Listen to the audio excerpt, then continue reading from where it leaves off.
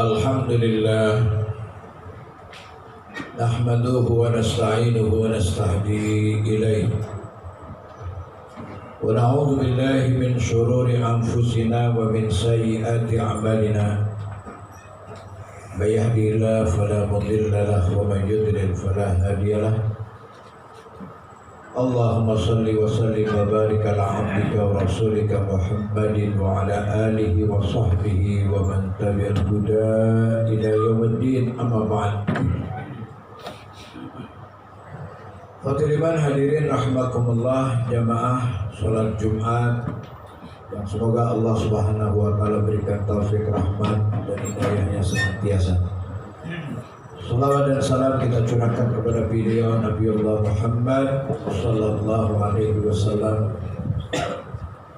sosok yang telah memberikan keteladanan baik buat kita semua. Hadirin hadirin jamaah salat Jumat rahimakumullah. Allah Subhanahu wa taala telah membanggakan Islam kepada kita. Dibanggakan di dalam Al-Qur'an dengan firman-Nya, laula fadlullahi alaikum wa rahmatuhu ma zaka minkum min ahadin abadan. Kalau tidak ada agama ini, rusak itu semua. Tidak ada satu manusia pun yang benar-benar jadi manusia.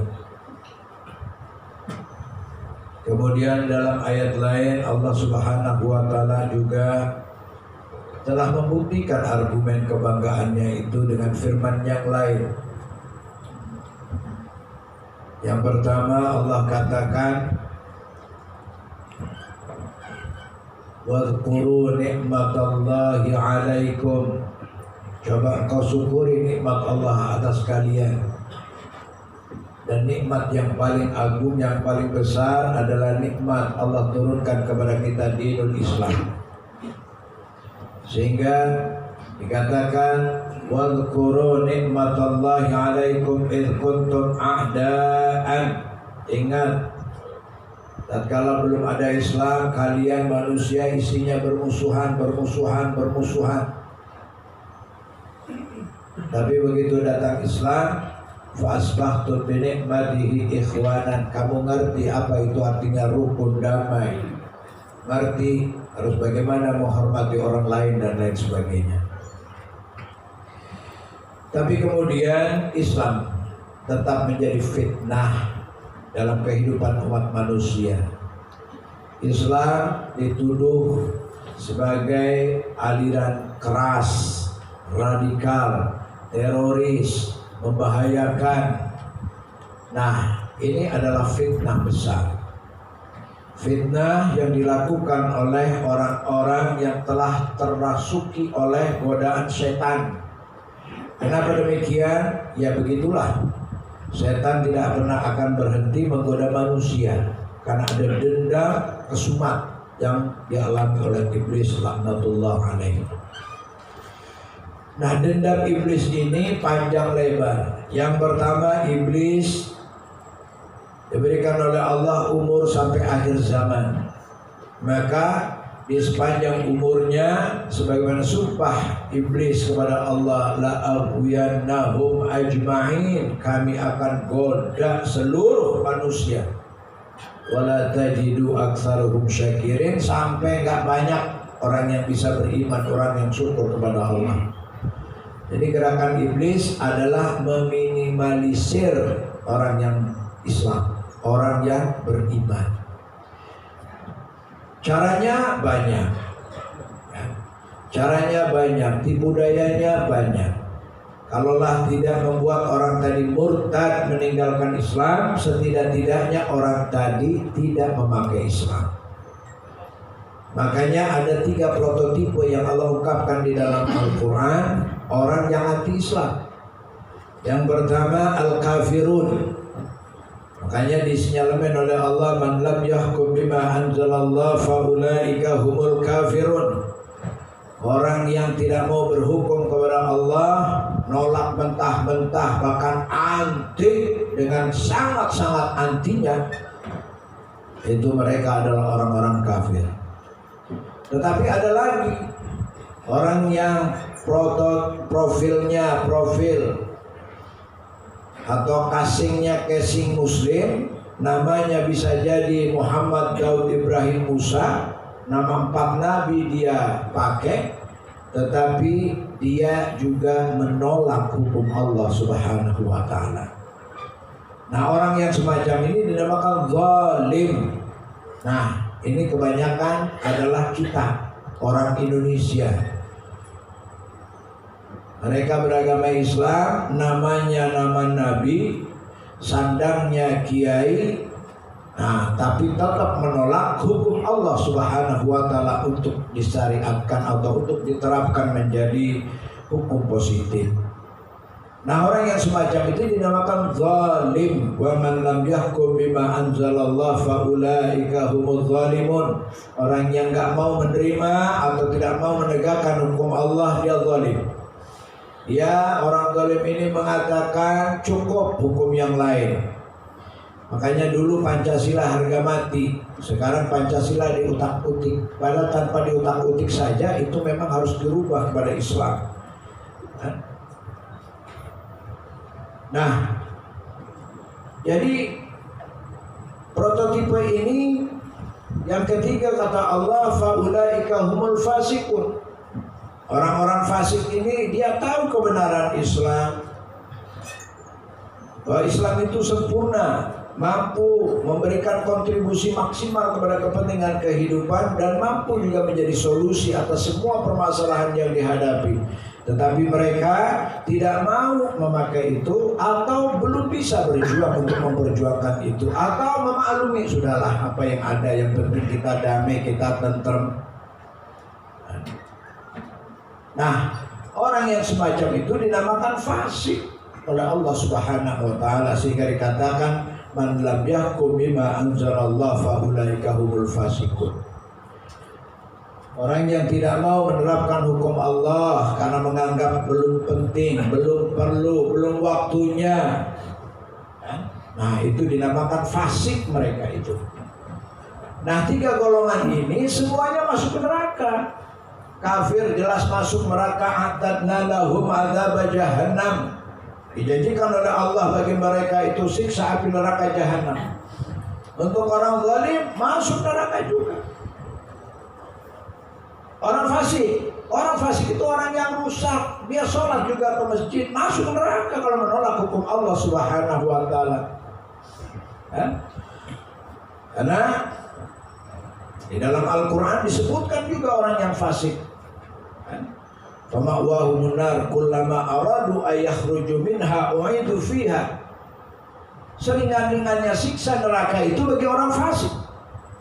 Tetapi dikatakan tatkala mereka ingin keluar dari neraka, mereka ditarik kembali untuk menyiksakan, untuk merasakan siksa-siksa api neraka itu.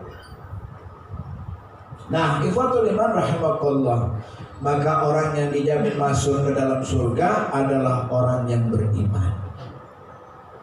Bahkan muslim itu sendiri tidak ada prioritas. Yang dikatakan oleh Allah di dalam Al-Quran bahwa orang-orang Islam itu masuk surga. Islam itu pernyataan. Qul innani ana minal muslimin. Katakan sesungguhnya aku dari golongan orang-orang Islam. Cover kita orang Islam, tetapi isi, itu yang dinilai oleh Allah Subhanahu wa taala, mukminkah dia, fasikkah dia.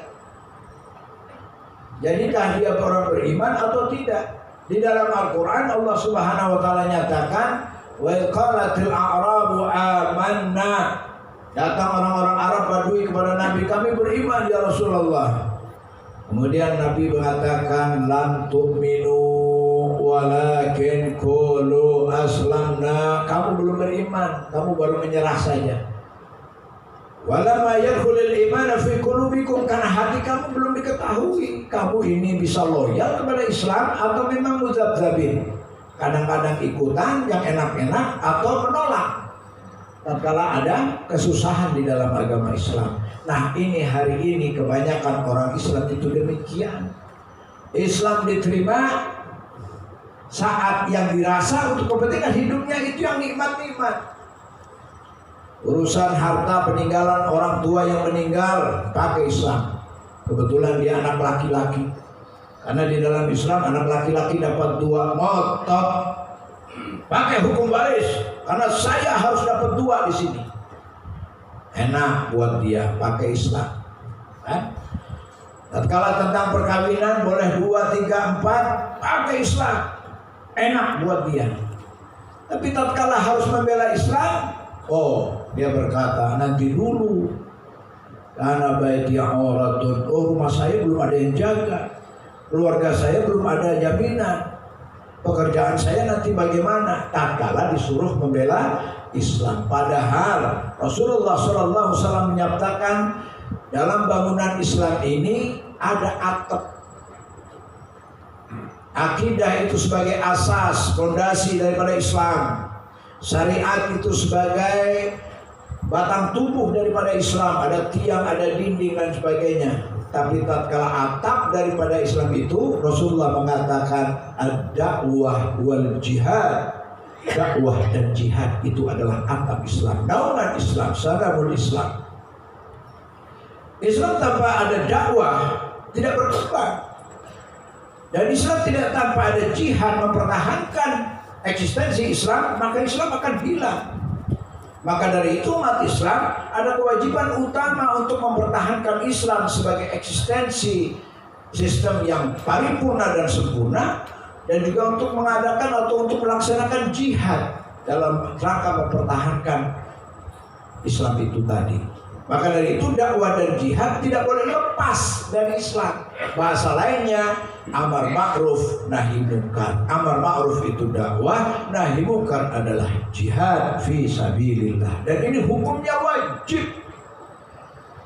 Di dalam Al-Quran ada surat At-Taubah.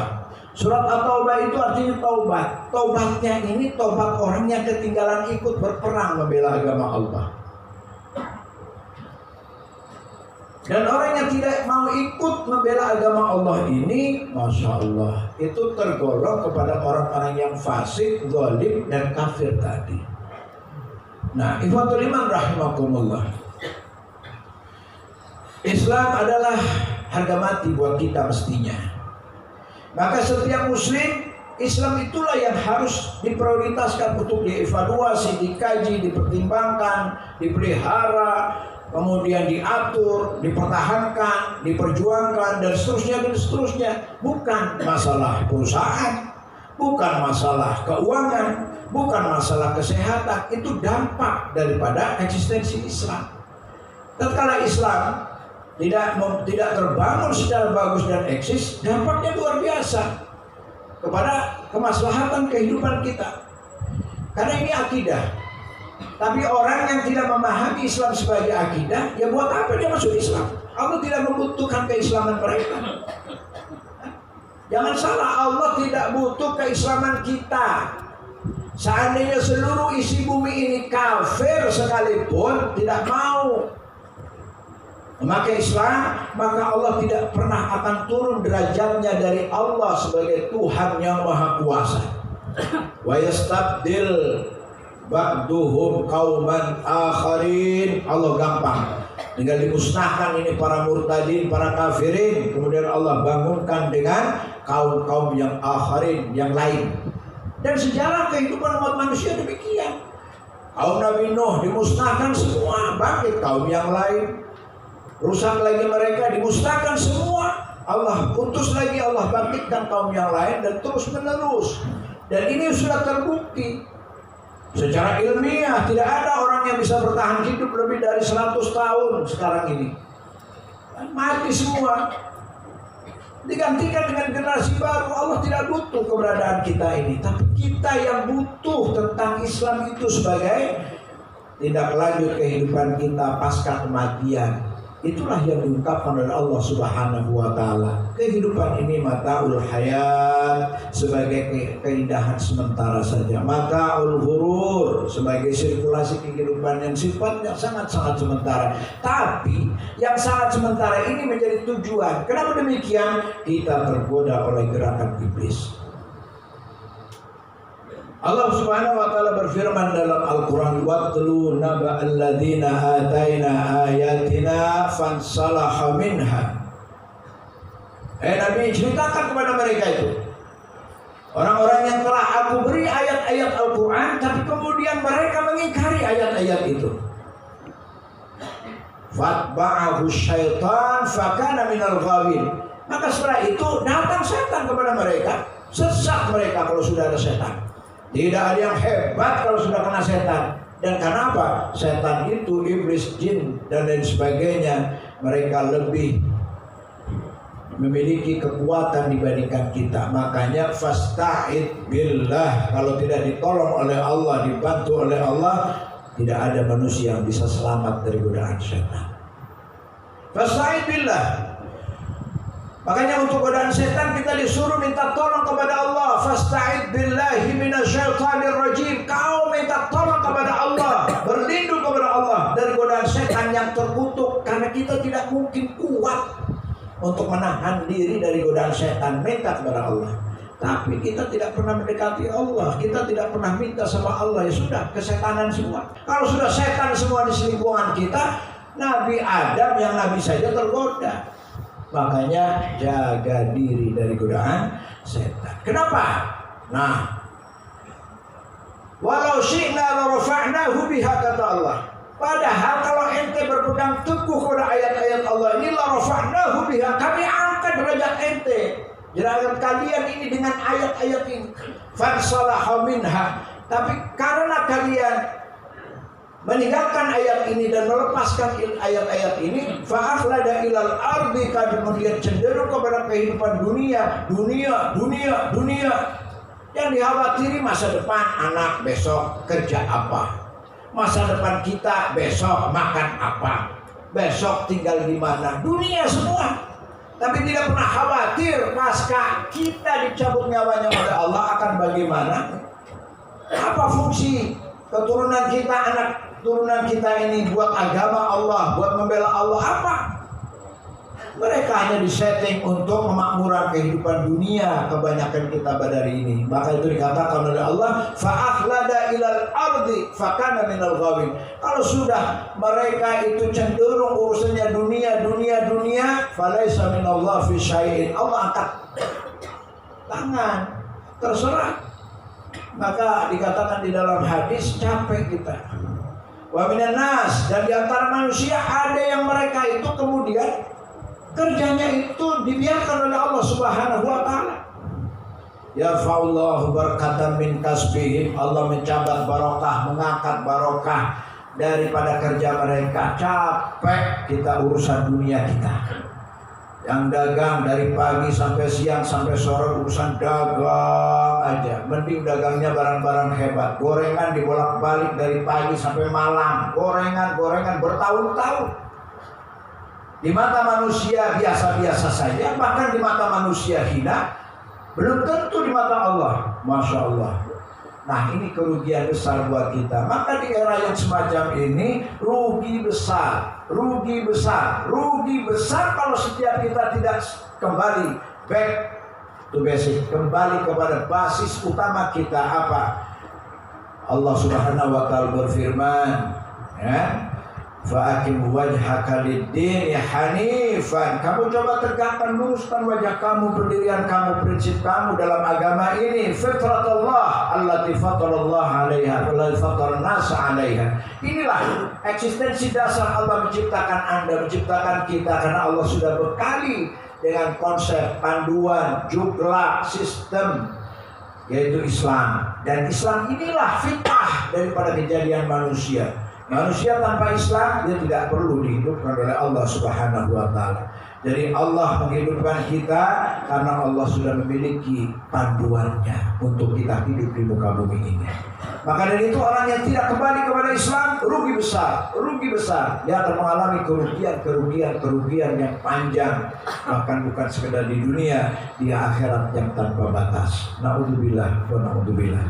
Mudah-mudahan hari-hari ini dan selanjutnya kita termasuk orang-orang yang dirahmati oleh Allah Subhanahu wa taala.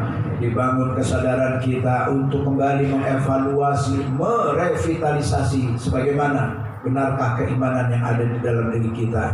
Benarkah amal yang telah kita amalkan sehingga mengantarkan kita kepada ridhonya? Semuanya mudah-mudahan Allah memberikan kemudahan kita untuk memperbaikinya. Barakallahu lakum fil Qur'anil azim wa nafa'ani wa iyyakum bima fihi min ayati wa dzikril hakim. Taqabbal minni wa minkum tilawatahu innahu huwal ghafurur rahim.